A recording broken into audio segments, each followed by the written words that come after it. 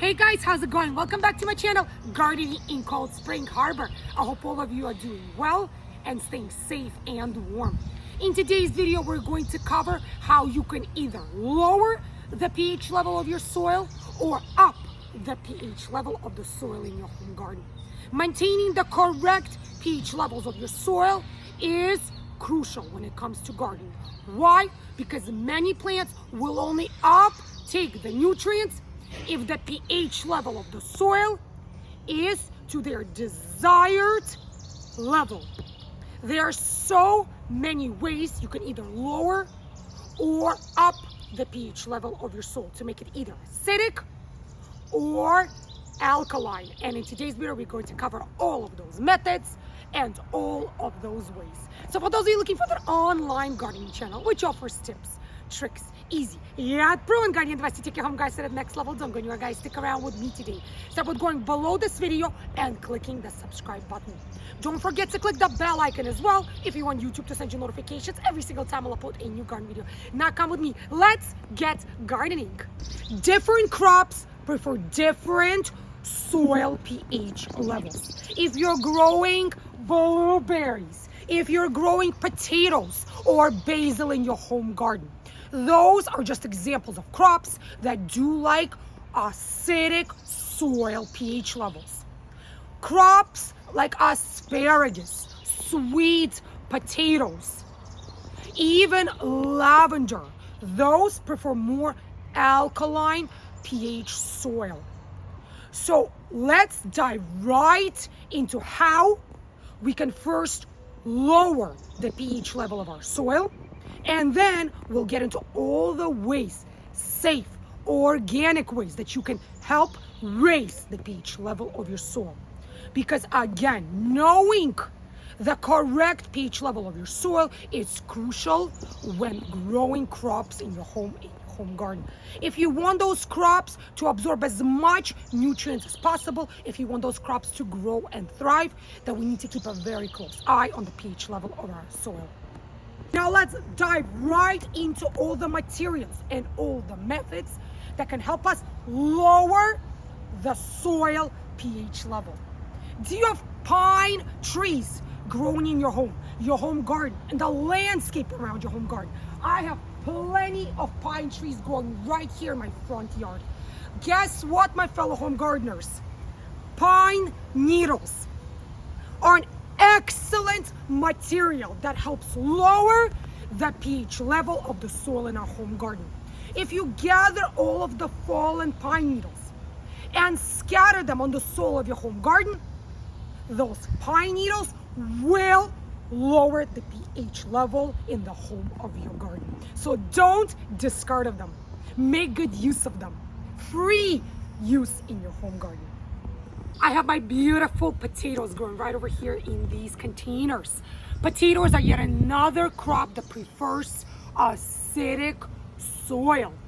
Most plants prefer pH level of 6.0 to 6.8. pH of 6.0 is slightly acidic soil. So say the pH of the soil in your home garden is above 7, but you're trying to grow crops like potatoes, like blueberries, you will have to lower the pH level in your soil. If you don't have pine trees growing in your landscape, in your home garden, what's another great way, cheap way, or if I may say free way to lower the pH level of your soil? Using wood chips. However, you will have to add them to the surface of your soil at least 6 months before you decide to plant in that area. So you should think ahead. Why? Because wood chips will need time to decompose, to add that carbon and to add that nitrogen to your soil. So wood chips will release the carbon. Microbes in the soil of your home garden look for that carbon and look for that nitrogen. So it will take quite some time for wood chips to decompose, to release that necessary carbon. So at least no less than 3 months before you think of planting anything in that area.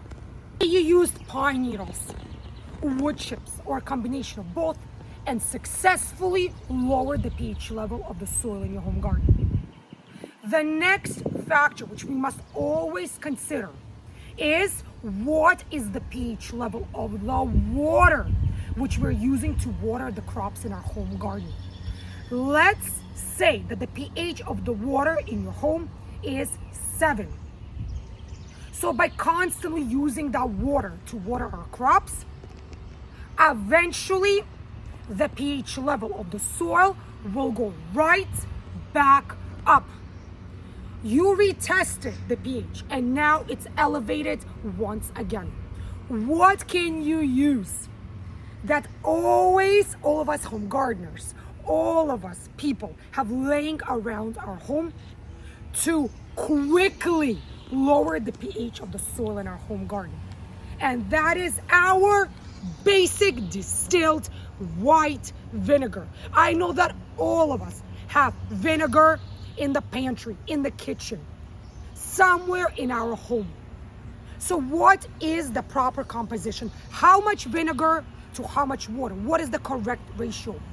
1 cup of distilled white vinegar per 1 gallon of tap water. You mix the two thoroughly and you apply it to the soil 1 time per week. And you continue to check on the pH level of your soil.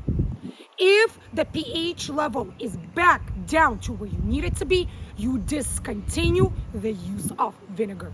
What's another organic material, organic gardening material that we home gardeners can use in our homes to help us lower the pH level of our soil? And that is sulfur. I have right over here soil acidifier by Spoma Organic. And if I turn the bag around and you take a closer look, what's the main ingredient?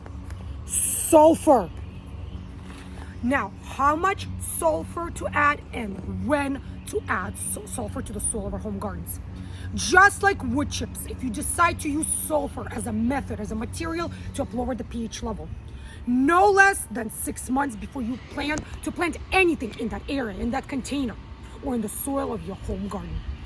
Now that we mentioned that you should be adding sulfur no less than 6 months before planting time, how much sulfur to add? That will depend on the composition of the soil in your home garden.